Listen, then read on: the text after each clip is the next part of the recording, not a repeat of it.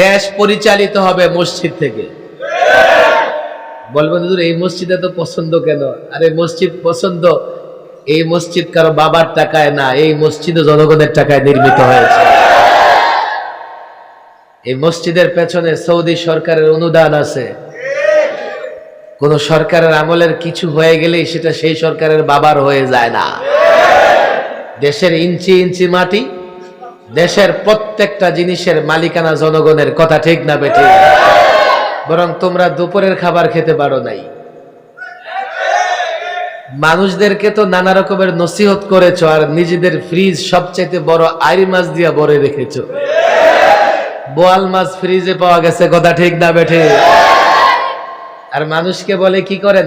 কৃচ্ছতা সাধন করেন, কৃচ্ছতা সাধন করেন।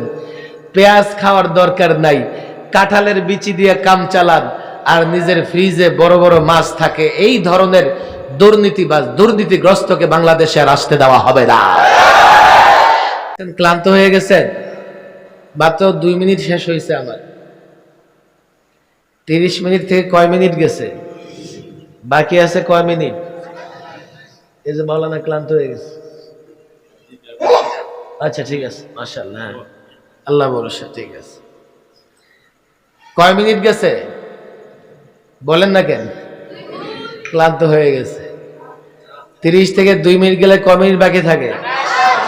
বলে হুজুর 20 মিনিট আলোচনা করে 2 মিনিট হয়ে আপনার ঘড়ি কি? আমার হাতে ঘড়ি আছে। এখন আমি যেই কয় মিনিট বলি সেই কয় মিনিট, তবে বাকি 28 মিনিট, 28 মিনিট হবে, বেশি হবে না। এটা আমি ওয়াজের বাইরেই বলে ফেলছি। দেশে একটা পরিবর্তন হয়েছে, হয়েছে কি হয়েছে না? এই পরিবর্তন হওয়ার দরকার ছিল কি ছিল না? আপনারা খুশি না বেজার? খুশি হইলে এত আসতে বলে। এই পরিবর্তনে খুশি না বেজার? মাশাআল্লাহ, আসলেই খুশি।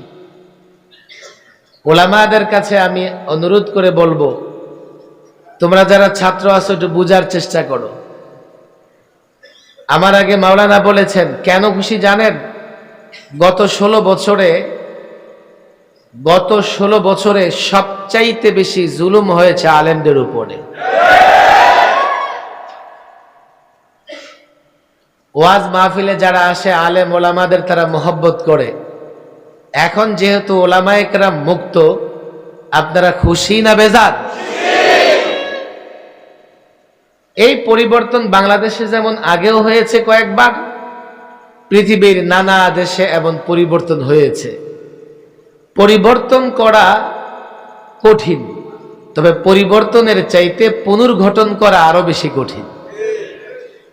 কেন পরিবর্তন দরকার ছিল? বিগত শাসন আমলে জুলুম নির্যাতন ছিল, ন্যায় বিচার ছিল না। কথা ঠিক না? ন্যায় কথা বলা, হকের পক্ষে কথা বলা, এটা ছিল আমাদের অপরাধ। কথা ঠিক না বেঠে? পৌত্তলিকতার বিরুদ্ধে কথা বলা, ভালো করে বুঝবেন, উলঙ্গপনা বেহায়াপনার বিরুদ্ধে কথা বলা, কসাই মুদির বিরুদ্ধে কথা বলা, এটাই আমাদের অপরাধ ছিল। কথা ঠিক না বেঠে? যদি পরিবর্তন না হতো এখনো আমরা অপরাধী থাকতাম। পরিবর্তনের পরে এখন আমরা দ্বিতীয় স্বাধীনতার মুক্তিযুদ্ধ। কথা ঠিক না বেঠে? ছাত্র জনতা, তাওহীদি জনতা এই দ্বিতীয়বার দেশকে স্বাধীন এবং মুক্ত করার পেছনে তাদের অবদান, তাদের রক্ত জড়েছে। বিদায় এবারকার স্বাধীনতা এবং মুক্ত হওয়ার ইতিহাসের পিছনে আলেম ওলামা, তাওহীদি জনতা, ছাত্র জনতার ইতিহাস আছে। একটা বড় প্রশ্ন এখানে দাঁড়ায়, এই যে আমরা পরিবর্তন আনলাম, এখন পুনর্গঠন করব কিভাবে? খেয়াল করবেন, পরিবর্তনের পরে আবার যদি ন্যায় বিচারের জায়গায় জুলুম চলে আসে, আবার যদি দুর্নীতি চলে আসে, আবার যদি অন্যায় অবিচার চলে আসে, তো এই পরিবর্তন দিয়ে তো আমরা উপকৃত হতে পারলাম না। তাহলে দেশটাকে পুনর্গঠন করতে হবে, ন্যায় বিচার প্রতিষ্ঠা করতে হবে, সুষম অর্থনীতি প্রতিষ্ঠা করতে হবে, এই দেশে সামাজিক শান্তি তৈরি করতে হবে, রাজনৈতিক শান্তির পরিবেশ তৈরি করতে হবে, সংখ্যালঘুদের উপর নির্যাতন হওয়া যাবে না। এই যে দেশটাকে পুনর্গঠন করা, শান্তির দেশে রূপান্তর করা কি করে করব আমরা? আমি জানি না আপনাদের প্রশ্ন বুঝে আসছে কিনা। আপনারা ক্লান্ত হয়ে গেছেন? কেউ বলবে হুজুর আমরা আমেরিকা থেকে ফর্মুলা নিয়ে আসব। আমি বললাম আমেরিকার ফর্মুলা দিয়ে কি করবা? আমেরিকাতেই তো শান্তি নাই। কথা ঠিক না বেঠিক? আমেরিকায় মিনিটে 3টা ধর্ষণ 4টা খুন হয়। তুমি আমেরিকার থিওরি দিয়া তোমার দেশে কেমনে শান্তি আনবা? কেউ বলবে যে রাশিয়া থেকে নিয়ে আসবো, রাশিয়া থেকে। কেউ বলবে ভারত থেকে নিয়ে আসবো। কেউ বলবে মেড ইন চায়না, চায়না থেকে ফর্মুলা আমদানি করব। কেউ বলবে আফ্রিকা থেকে আমদানি করব। হ্যাঁ করো, পৃথিবীর যেখান থেকেই তুমি ফর্মুলা আনো না কেন, সেই ফর্মুলায় তুমি শান্তি প্রতিষ্ঠা করতে পারবা না। ইউরোপে শান্তি আছে না নাই? আপনার সন্দেহ হয়? ইউরোপে শান্তি আছে না নাই? হুজুর আপনি কেমনে জানলেন? কেমনে জানলাম? আরে ইউরোপে আত্মহত্যা করার জায়গা তৈরি করা আছে। বাংলাদেশে তো একটা আছে কুড়িগ্রামে, নাকি আছে? বলেন বাংলাদেশে আত্মহত্যার জায়গা আছে? কেন ওইসব দেশে আত্মহত্যার জায়গা রাখা আছে? জীবনের কষ্ট গ্লানি টানতে টানতে একটা সময় তার মনে হয় এই জীবনটা রাখবো না,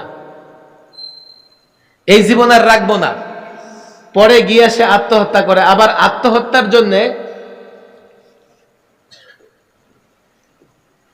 আইনি পরামর্শ লাগবে। এই পরামর্শ দেওয়ার জন্য লিগ্যাল অ্যাডভাইজাররা আছে, ফ্রি। আপনাকে বলবে আপনি কেমনে আত্মহত্যা করবেন, আত্মহত্যার আগে কি করবেন। তাহলে ইউরোপ আমেরিকাতে শান্তি কোথায়? কোত্থেকে শান্তি হবে? বাংলাদেশে শান্তি প্রতিষ্ঠা করতে চান? তাহলে ফর্মুলা, মদিনাওয়ালার ফর্মুলা, মদিনাওয়ালার আদর্শ বাস্তবায়ন করতে হবে। কথা ঠিক না বেঠিক? কথা বলতে গেলে আসলে রাত শেষ হয়ে যাবে। কথা আবার বলবো, অন্য সময় বলবো। আজকে ছাত্র জনতা রক্ত দিয়ে দেশের পরিবর্তন এনেছে। কমপক্ষে 73 জন মাদারেসে কওমিয়ার ছাত্র রক্ত দিয়েছে, স্কুল কলেজের ছেলেরা রক্ত দিয়েছে, রাজনৈতিক দলের নেতাকর্মীরা রক্ত দিয়েছে। দেশ পরিবর্তন হয়েছে। এমন পরিবর্তন 90তেও হয়েছিল, এর আগেও পরিবর্তন হয়েছে। আমরা কি দেখি?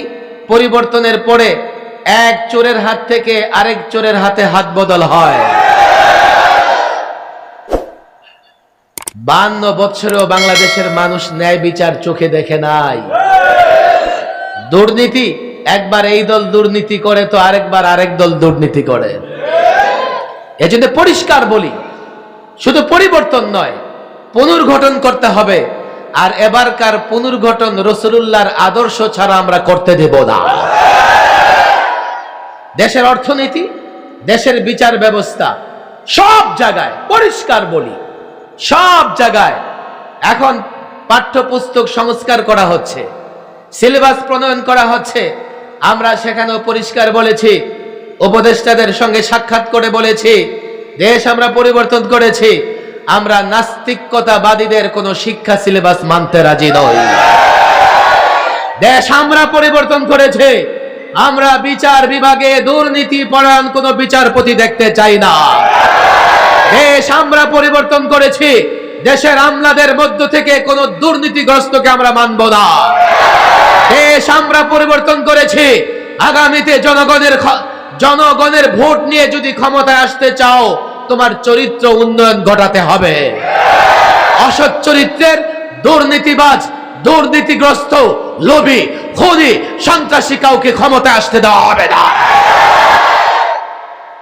দেশ পরিবর্তন হয়েছে, আমরা দেশকে পুনর্গঠন করব ইনশাআল্লাহ।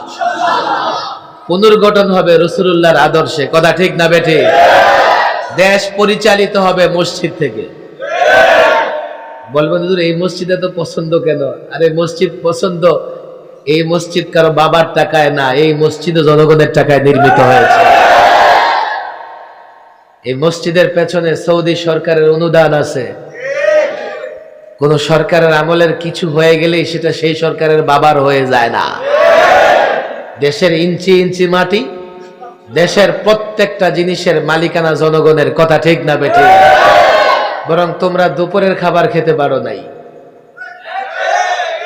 মানুষদেরকে তো নানা রকমের নসিহত করেছো, আর নিজেদের ফ্রিজ সবচেয়ে বড় আইরি মাছ দিয়া ভরে রেখেছো।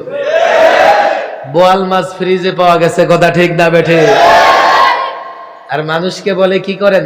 কৃচ্ছতা সাধন করেন, কৃচ্ছতা সাধন করেন। পেঁয়াজ খাওয়ার দরকার নাই, কাঁঠালের বিচি দিয়ে কাম চালান, আর নিজের ফ্রিজে বড় বড় মাছ থাকে। এই ধরনের দুর্নীতিবাজ, দুর্নীতিগ্রস্তকে বাংলাদেশে আর আসতে দেওয়া হবে না। আমরা মদিনাওয়ালার আদর্শ দিয়ে দেশকে মেরামত করতে চাই, আমরা আল্লাহর নবীর সুন্নাত দিয়ে দেশকে সাজাতে চাই। আপনারা বলবেন হুজুর এটা কি সম্ভব? কে বলেছে সম্ভব না? লম্বা বক্তৃতা আমি করব না। কে বলেছে আমাকে রাসূলুল্লাহর আদর্শ দিয়ে রাষ্ট্র চালানো সম্ভব না? আমাকে তোমরা বলো, আমেরিকা কতদিন ধরে রাজত্ব করতেছে? 100 বছর। ব্রিটেন কত বছর রাজত্ব করেছে? 150 বছর। সোভিয়েত ইউনিয়ন, রাশিয়া কতদিন রাজত্ব করেছে? মাত্র 1.5 যুগ 2 যুগ। গণতন্ত্র, সমাজতন্ত্র, এই তন্ত্র ওই তন্ত্র দিয়ে তারা পৃথিবীর কতদিন শাসন করতে পেরেছে। আর এ মুসলমান যুবক, তুমি তো জানো না, ইসলাম দিয়ে রাসূলুল্লাহর আদর্শ দিয়ে এই পৃথিবী মুসলমান কম পক্ষে 1000 বছর শাসন করেছে। আপনারা বলবেন কি যে হুজুর এটা আবার আপনি কোথায় পাইলেন? আপনার পকেটে হাত দেন, দিয়া মিস্টার অ্যান্ড্রয়েড ফোনটা বের করেন, এরপরে মিস্টার গুগলকে জিজ্ঞেস করেন, এরে মিস্টার গুগল, আমারে বলো দেখি মুসলমান পৃথিবী কতদিন শাসন করেছে? তো মিস্টার গুগল বলবে, কি বলবে? আরে তুমি জানো না, তোমার পূর্বপুরুষ মুসলমানেরা স্পেন, ইউরোপ, শুধুমাত্র স্পেন, ইউরোপ 882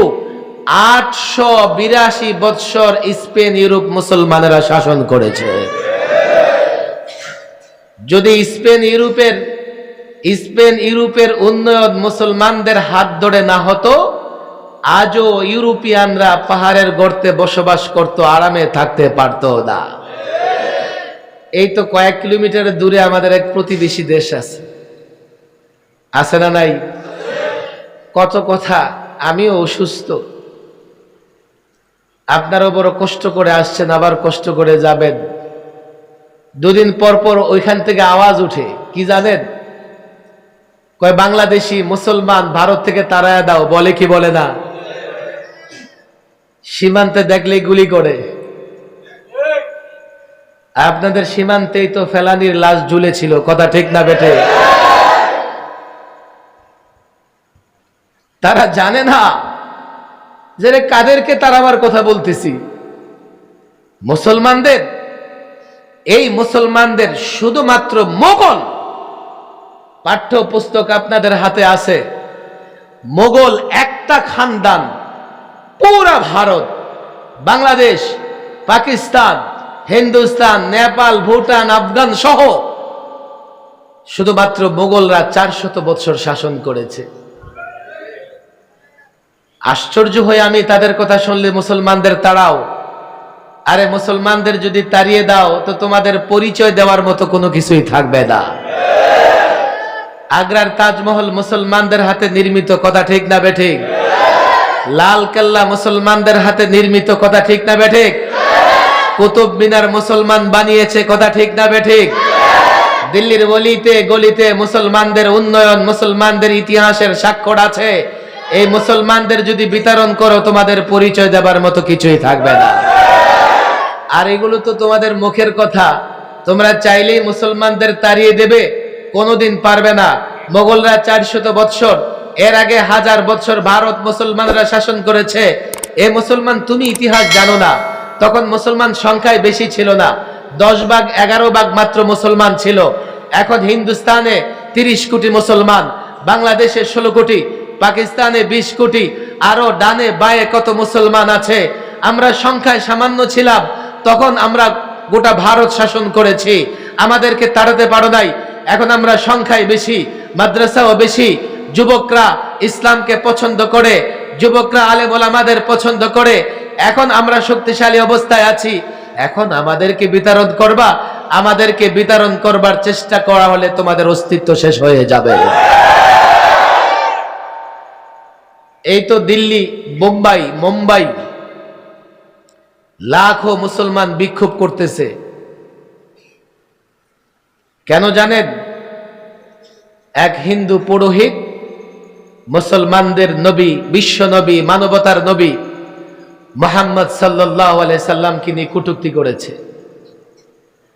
মুসলমানরা যখন প্রতিবাদ করতে গেছে, আবার এই কসাই মোদী সরকারের একজন বিধায়ক মুসলমানদেরকে ভারত ছাড়া করার হুমকি দিয়েছে।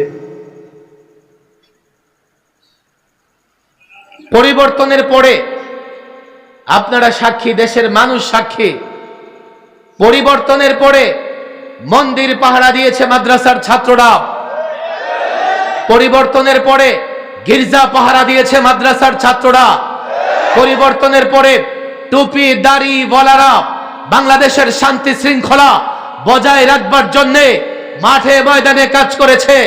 স্কুল কলেজের ছেলেরা ট্রাফিকের দায়িত্ব পালন করেছে, রাস্তাঘাট পরিষ্কার করেছে। এদেশের কোন সংখ্যালঘুদের উপরে হাত তুলতে আমরা দেই নাই, কোন সন্ত্রাসী আক্রমণ করবার সুযোগ দেয় নাই। এটাই আমাদের বৈশিষ্ট্য, এটাই আমাদের চরিত্র। এর মানে এই নয় কেউ আমার নবী, বিশ্ব নবীকে নিয়ে কটূক্তি করবে। আল্লাহর কসম করে বলি, রব্বে কাবার কসম করে বলি, পৃথিবীর যে কোনো কোণা থেকে, যে কোনো প্রান্ত থেকে আল্লাহর নবীকে নিয়ে কটূক্তি করা হবে, আল্লাহর নবীর ইজ্জতে আঘাত হানা হবে। রব্বে কাবার কসম, ভারত হোক, আমেরিকা হোক, চীন হোক, রাশিয়া হোক, যেখান থেকে আল্লাহর নবীর ইজ্জতে আঘাত হানা হবে, বাংলাদেশের প্রত্যেকটা মুসলমান তার বিরুদ্ধে প্রতিরোধ তৈরি করবে।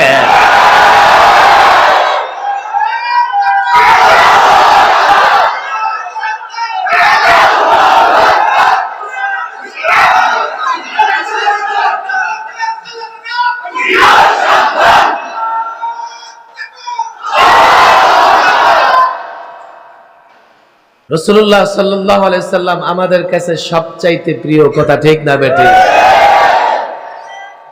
তোমরা উদ্ভট চিন্তা করো, আমরা শান্তি শৃঙ্খলার কথা বলি আর তারা দেশ তাড়ানোর কথা বলে। এই তো আমি এখানে এসে জিজ্ঞেস করতেছিলাম, আপনাদের কষ্ট হচ্ছে নাকি? বিগত সরকারের আমলে ভারত সরকারের সাথে ছিটমহল বিনিময় হয়েছিল, কথা ঠিক না বেঠিক? আমি এসে জিজ্ঞেস করলাম, যারা ভারতে পড়েছে তারা ভালো আছে না যারা বাংলাদেশের অংশে পড়েছে তারা ভালো আছে? আমারে ছিটমহলবাসীরা বলল, যারা বাংলাদেশের অংশে পড়েছে তারা ভালো আছে, কথা ঠিক না বেঠিক? আর যারা ভারতের অংশে পড়েছে ওরা খাঁচাবন্দি হয়ে গেছে, খুব কষ্টে আছে। না তাদেরকে ভারতে বিচরণ করার সুযোগ দেয়, আর তারা তো বাংলাদেশে আসতে পারবে না, কেন? তারা ভারতের অংশে পড়েছে। তাহলে বাংলাদেশের মানুষ ভারতের মানুষের চাইতে ভালো আছে না মন্দ আছে? এটা ওরা বুঝে না, এটা ওরা বুঝে না। বাংলাদেশ, বাংলাদেশের মানুষ, বাংলাদেশের ধর্মীয় সম্প্রীতি তাদের দেশের চাইতে হাজারো গুণ ভালো। অনেক কথা, নিজেও ক্লান্ত, আপনারাও ক্লান্ত, অনেক রাত হয়েছেন। আজকে একটা কথা এখানে নিজের অন্তরে গেঁথে যাবেন, আমরা রাষ্ট্র পুনর্গঠন করব রাসূলুল্লাহর সুন্নাহ এবং আদর্শ দ্বারা। রাজি আছি তো ইনশাআল্লাহ? যদি বলেন কেন, এই জন্যেই আমাদের প্রতিবেশী দেশে যারা গেছে ওরা শান্তিতে নাই, কেননা সেই দেশে ইসলাম নাই। আমাদের প্রতিবেশী দেশে আপনারা জানেন সংখ্যালঘুরা মাইকে আজান দিতে পারে না, গরু জবাই করলে মেরে ফেলে, অত্যাচার করে, জুলুম করে, এমনকি দুই বোনকে ধর্ষণ করার মতো ঘটনা ঘটেছে, কথা ঠিক না বেঠিক? বাংলাদেশে সংখ্যালঘুরা নিরাপদ, এখানে ধর্মে ধর্মে কোনো মারামারি নাই। তোমার ধর্ম তুমি পালন করো, আমরা বাধা দেই না। জোর করে কাউকে এখানে মুসলমান বানানো হয় না, আর জোর করে মুসলমান বানানোও যায় না। এই যে বাংলাদেশে এতটুকু শান্তি, এটা এই জন্যেই এদেশের মানুষ ইসলামকে ভালোবাসে, এদেশের মানুষ রসুলকে ভালোবাসে। কথা ঠিক না বেঠিক? এখন যদি এই দেশে পরিপূর্ণ মাত্রায় রসুলুল্লাহর সুন্নাহ প্রতিষ্ঠা হয়ে যায়, দেশ আরো বেশি ভালো চলবে। কথা ঠিক না বেঠিক? এই জন্য রসুলুল্লাহর সুন্নাহ আদর্শ দ্বারা দেশ গঠন করতে, পুনর্গঠন করতে রাজি আছি তো ইনশাআল্লাহ? কারা কারা রাজি আছে হাত উঠান। ওয়াদা করেন রসুলুল্লাহর সুন্নাহ দিয়ে দেশ পুনর্গঠন করব তো ইনশাআল্লাহ? রসুলুল্লাহর আদর্শ দিয়ে দেশ পুনর্গঠন করব তো ইনশাআল্লাহ? যদি করেন আমি আপনাদের হাত নামান, গ্যারান্টি দিয়ে যাই। আইয়ামে জাহিলিয়াতে মারামারি, কাটাকাটি, রাহাজানি ছিল, ইসলাম এসেছে, রসুলুল্লাহর আদর্শ প্রতিষ্ঠা হয়েছে, মারামারি কাটাকাটি বন্ধ হয়ে গেছে। কথা ঠিক না বেঠিক? আইয়ামে জাহিলিয়াতে নারীকে জ্যান্ত, কন্যা শিশুকে জ্যান্ত কবরে পুঁতে ফেলা হতো, ইসলাম এসেছে, নারীর অধিকার প্রতিষ্ঠা হয়েছে। কথা ঠিক না বেঠিক? আইয়ামে জাহিলিয়াতে শ্রমিকের অধিকার ছিল না, আইয়ামে জাহিলিয়াতে প্রতিবেশীর অধিকার ছিল না, আইয়ামে জাহিলিয়াতে আত্মীয়দের অধিকার ছিল না, আইয়ামে জাহিলিয়াতে প্রজাতের অধিকার ছিল না। ইসলাম এসে সমস্ত অধিকার প্রতিষ্ঠা করেছে, ফলে সোনালী দিন তৈরি হয়েছে, প্রতিষ্ঠা হয়েছে। আজকে যদি রসুলুল্লাহর সুন্নাহ আমরা মানি, সর্বত্র শান্তি আসবে, সর্বত্র শান্তি প্রতিষ্ঠা হবে। কথা ঠিক না বেঠিক? এই জন্য কোরআনে কারিমে আল্লাহ তাবারক ওয়া তাআলা রসুলুল্লাহকে সম্বোধন করে বলেছেন, ওয়ামা আরসালনাকা ইল্লা রাহমাতাল লিল আলামিন, হে নবী, আমি আপনাকে জগৎ সমূহের জন্য রহমত স্বরূপ প্রেরণ করেছি। বলেন আলহামদুলিল্লাহ। এ মুসলমান, রসুল আমাদের জন্য রহমত, আর রসুলকে ছেড়ে তোমরা কোন দিকে দৌড়াও? রসুল আমাদের জন্য রহমত, আর রসুলকে ছেড়ে তোমরা পূর্ব পশ্চিমে সেজদা করো। রসুলুল্লাহর আদর্শ ধরো, ঘরে শান্তি আসবে, সমাজে শান্তি আসবে, রাষ্ট্রে শান্তি আসবে, দুর্নীতি থাকবে না, অন্যায় অবিচার থাকবে না, জুলুম নির্যাতন থাকবে না, শ্রমিক তার অধিকার ফিরে পাবে, নারী তার অধিকার ফিরে পাবে, সংখ্যালঘুরা তার অধিকার ফিরে পাবে। এই জন্য আমরা বলি সকলে মিলে রসুলুল্লাহর আদর্শ প্রতিষ্ঠা করব তো ইনশাআল্লাহ। আল্লাহ তাবারক ওয়া তাআলা তৌফিক দান করুন। ওলামা পরিষদে মাহফিল প্রথমবারের মতো আয়োজন করেছে। আমি দেখেন, এই যে মাওলানা হুজাইফা জবরদস্তি না করলে মাহফিলে আসা, কথা বলার মতো কোনো শারীরিক সক্ষমতা নাই, এরপরে কথা বলতে বলতে দেখেন অনেক উঁচু আওয়াজেও কথা বলে ফেলছি। এটা পরিষ্কার আমার জন্য ক্ষতির কারণ। আপনারা দোয়া করলে আল্লাহ তোমাকে সুস্থ করে দেবেন ইনশাআল্লাহ। তবে আমি আপনাদের কাছে ওয়াদা রাখি, এই ওলামায়ে কেরাম যদি ভবিষ্যতে সুন্দর করে কোনো প্রোগ্রাম আয়োজন করেন, আমি চেষ্টা করব ইনশাআল্লাহ যাতে আপনাদের সাথে এসে বৎসরে একবার হলেও সাক্ষাৎ করতে পারি।